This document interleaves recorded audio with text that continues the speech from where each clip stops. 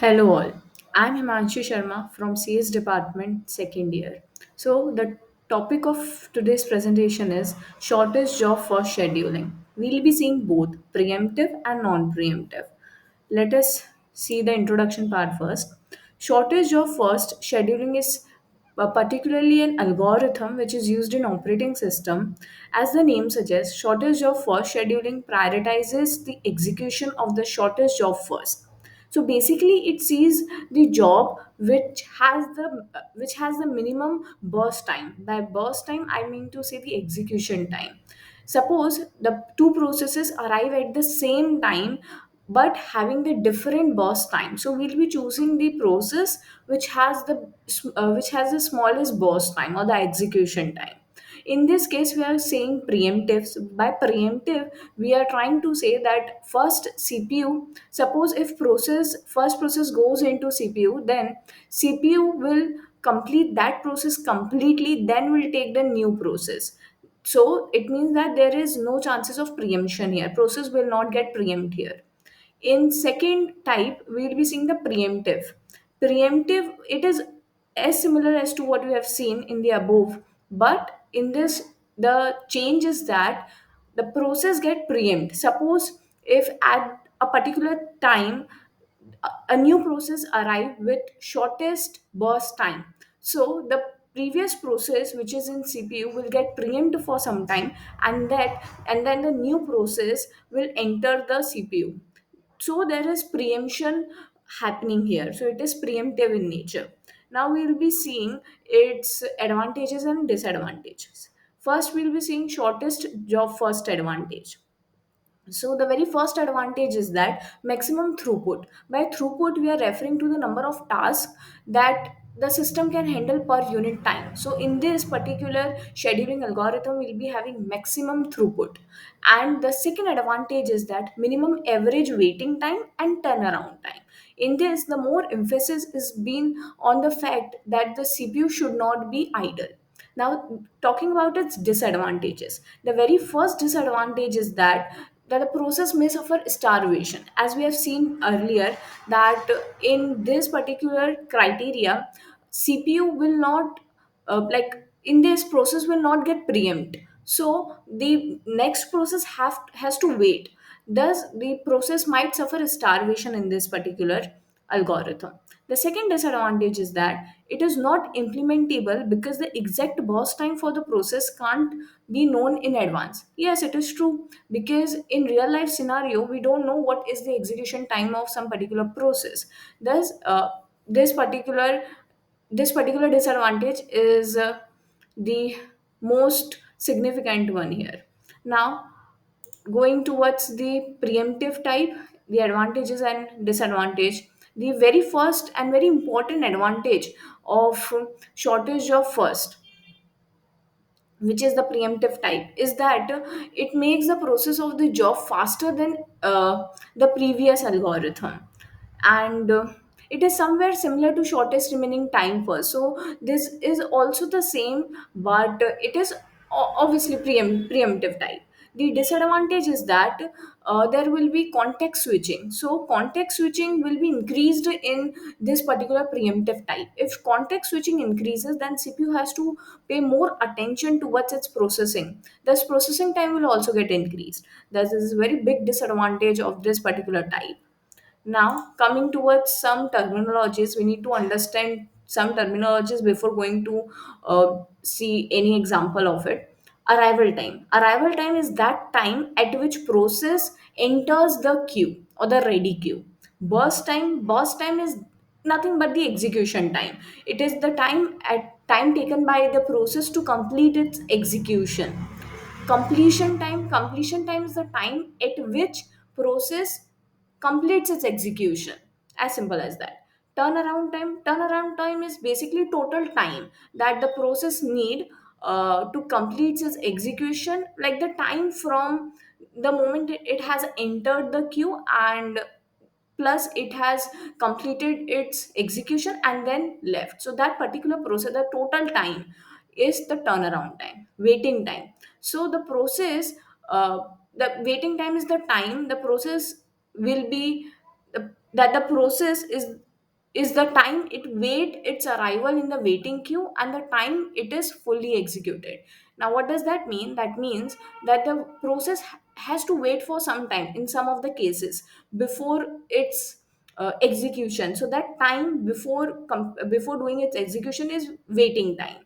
Now we'll be seeing some examples. So the example of SJF first, the non-preemptive one. There are five jobs that we have taken. So basically, in the question, you'll be have the process ID, arrival time, and burst time. That's it. Okay. So in this particular question, we are having five processes whose arrival time is given 1, 3, 6, 7, 9, as you can see, and the burst time is also given 7, 3, 2, 10, 8. Now we have to solve this particular example. So the very first thing you have to do whenever you get such question is to draw a Gantt chart. Now what does that Gantt chart means? It is basically a representation of how the processes are executing, like in which order. It should always start from the zero, the time. It is denoting the time, this one. So at zero time, no processes has arrived. As you can see, the arrival time is of any processes is not zero. That's why between 0 to 1, the CPU is idle. It is having no processes. At 1, you will be having the first process. As you can see, the process ID 1 has arrival time 1. So it will enter P1. Now, as we are seeing the non-preemptive case, so in this, it will CPU first complete the process, completes its execution completely. Like preemption is not happening in simpler words. So P1 burst time is 7, 7 plus 1, 8. So here 8 will come. Now at 8, which processes has entered? We'll see P2 has came as its arrival time is 3. P3 has came as its arrival time is 6. P4 has came as its arrival time is 7. Now we have to see our criteria, like on which criteria we are performing. So we are performing on shortage of first. In this particular case, we'll be seeing that the job with the shortest burst time will be selected.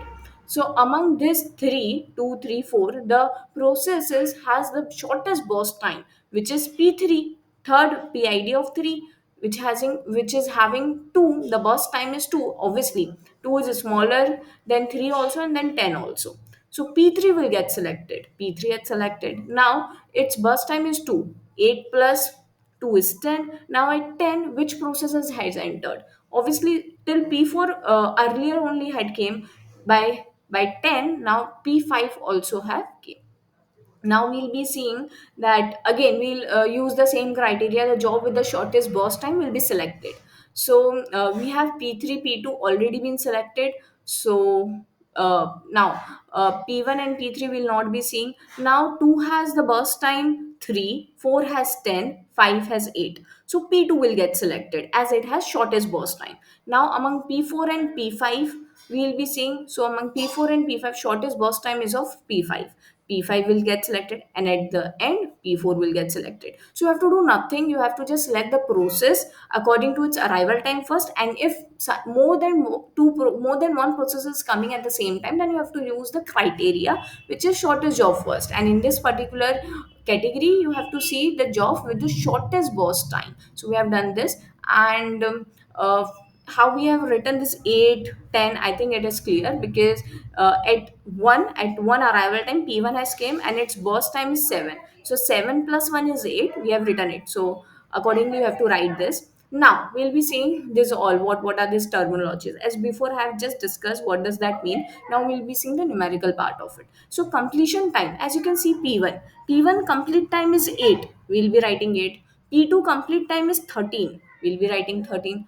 P3 complete time is 10. We'll be writing 10. P4 complete time is 31. P4 complete time is 31. And then P5 complete time is 21. It has written 21. Now turnaround time. How to calculate turnaround time? So basically we have seen that turnaround time is the total time. So you can find out the turnaround time uh, by doing subtraction, which is CT minus AT. CT is completion time, AT is arrival time. So 8 minus 1, 7, 13 minus 3, 10, 10 minus 6, 4, 31 minus 7, 24, 21 minus 9 is 12. So this is how you will find the turnaround time. Then coming on to the waiting time. Waiting time is the time that process, the time during which process wait for the CPU, like the time before its execution it is spent in the queue is the waiting time. And you can find out the waiting time by again doing subtraction, which is turnaround time minus burst time. Okay, so and it is logical too, like if from the total time you will subtract the execution time, you will get the waiting time. So 7 minus 7 is 0, 10 minus 3 is 7, 4 minus 2 is 2, 24 minus 10 is 14, 12 minus 8 is 4. So we are getting the same value here. Now response time. In non-preemptive case, this particular column is not needed, but just to make it clear, like to clear all the terminologies, I have written it. So response time is nothing. You can say that a process, it can be calculated by again doing subtraction. You just have to do that. The process will get the CPU for the first time minus 80. 80 is arrival time. So we'll calculate for P1 first, the response time. So for P1 gets CPU for the very first time. At which time? At 1. P1 gets CPU for the very first time. At which time interval? At 1. So 1 minus 80. Arrival time of P1 is 1. So 1 minus 1 is 0. Now response time of P2. P2 got the CPU for the very first time at which time? At 10. So 10 minus 80 is 10 minus 3. 10 minus 3 is 7. And Simon, like accordingly, you will calculate the all. In this particular example, you will see the waiting time and response time is same. So obviously it is non-preemptive case, so it will be same. Now at the end, you have to find out the average turnaround time and average waiting time. It is also simple. You have to just add all the waiting time and turnaround time simultaneous accordingly, and then divided by, like how many processes we are having, 5, so divided by 5.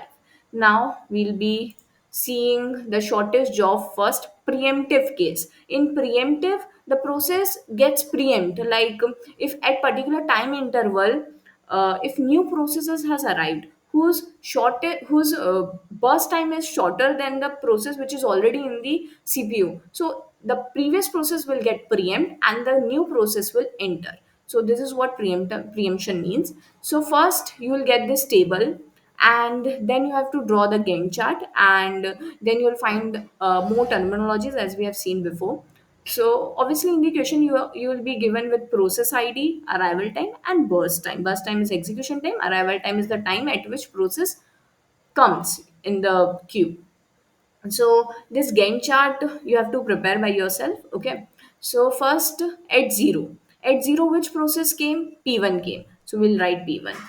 At So it will run just to avoid any error. If like you're not so good at it, always run a process for like 1 microsecond. So in this particular, obviously if the question is not so big, then run it for the 1 microsecond. Otherwise, uh, you'll do it anyhow. So for 1 second you'll run P1. Then you'll be seeing that at 1 P2 has came, but P1 burst time is 6. It has not done its execution completely, but you are seeing that at 1 P2 has came. Now we'll compare the burst time. Now at 1 P1 burst time will be 5, because 1 it has run for 1 microsecond. So now the execution time will be 5, and P2 execution time will be 4. So 4 and 5, which is smaller? P2 is smaller. P2's bus time is smaller. So P2 will come. Now again P2 will run from 1 to 2. Now at 2 P3 has came. Now again we'll compare.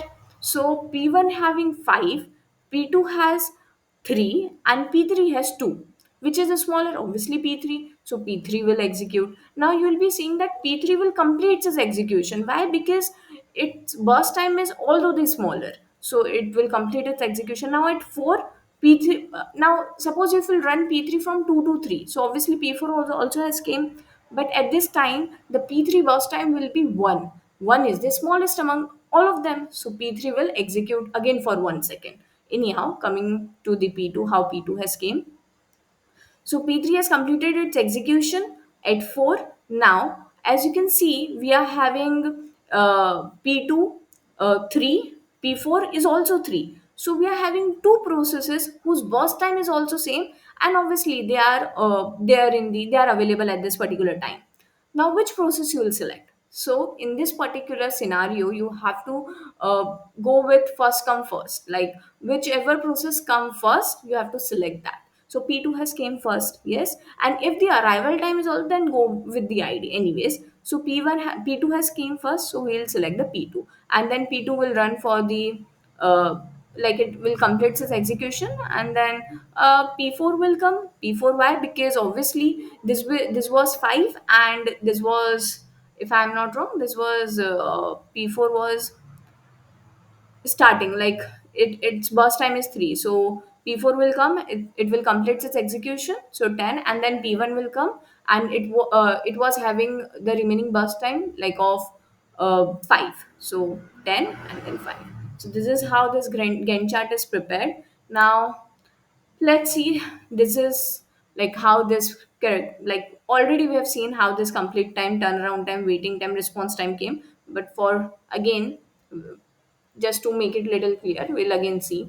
So arrival time, burst time will already been given in your question, process ID will also be there. Completion time we'll be seeing one by one. Let me go back. So completion time of P1, so at the time at which P1 completes its execution is, here it is 1, but again it got preempt here, it didn't complete it, it got preempt here, remember that. P1 got completed at 15, so the completion time of P1 is 15. Then for P2 we will be seeing, P2 got completed at 7, so there will be 7. And then for P3 and P4, P3 got at 4 and P4 got at 10, so there would be 4 and 10. Now turnaround time. Turnaround time is complete time minus arrival time. So 15 minus 0 is 15, 7 minus 1 is 6, 4 minus 2 is 2, 10 minus 3 is 7. So this is turnaround time. Turnaround time is total time. Okay. Now waiting time. Waiting time, we'll find the waiting time by again doing subtraction. So turnaround time minus burst time. That is how you'll calculate waiting time. So 15, I'm sorry. Um, Give me 2 minutes. Okay. So waiting time will be turnaround time minus burst time. So it will be 15 minus 6 will be 9. 6 minus 4 will be 2. 2 minus 2 will be 0. 7 minus 3 will be 4. This is waiting time. Now in this case we have to find the response time. It is compulsory. Why? Because it is preemptive algorithm. Yes, response time will be different from the waiting time in this case. As in the earlier example, we are getting the same waiting time and response time, both are same. Let me show you. See, so in this case, waiting time and response time both are same. But in this case, as it is of preemption case, the waiting time and response time will be different. How you will calculate response time? So it is simple. Again, doing subtraction. The time at which the process gets CPU for the first time is minus the arrival time. So let us calculate for the first process ID first. So P1 got CPU for the very first time at 0. As you can see here, 0. So 0 minus its arrival time. 0 minus 0 is 0.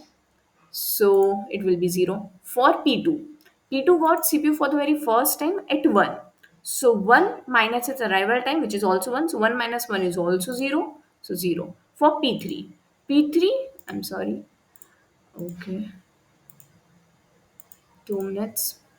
P3 got the CPU for the first time uh, at 2, and 2 minus its arrival time, 2 minus 2 is also 0, so it will be 0. Now response time of P4, fourth ID. So P4 got CP for the first time at 7, and P4's arrival time is 3. So 7 minus 3 will be of 4. You will be getting 4. Yes, and then you will be finding the average turnaround time and average waiting time again by like 15 plus 6 plus 2 plus 7 divided by 4. This will be your average turnaround time, which is 7.5 in this example, and for average waiting time you will be adding 9 plus 2 plus 0 plus 4 divided by 4, you will be getting 3.75. So this is how you will get it. And then coming it on its application. So non-preemptive, first we'll be talking about the application of SGF in non-preemptive case. So it is used in the batch processing. So batch processing is basically where large number of jobs are submitted for processing. By scheduling the shortage of first, SGF can reduce the average waiting time and turnaround time. leading to better system throughput. Throughput, we have already seen what does this mean. Throughput is basically number of processes performing or the CPU handles per unit time. Second application of it is in interactive system. SJF can also be used in interactive system to improve response time by giving priority to short user requests. SJF can reduce user wait time and improve overall system performance. So these are the application of SJF in non-preemptive case. Now let us see the application of SJF in preemptive case. So it is used in two, there are two applications which we'll be seeing. First is real-time system. So in real-time system, it is suitable for real-time system where response time is critical. By allowing a shorter job to preempt a longer running job, SGF preemptive can ensure that higher priority tasks are completed in a timely manner. Yes, it is true. Now, second application is multimedia. In multimedia also, we use this particular algorithm. And I think with this, our particular topic got ended. And thank you.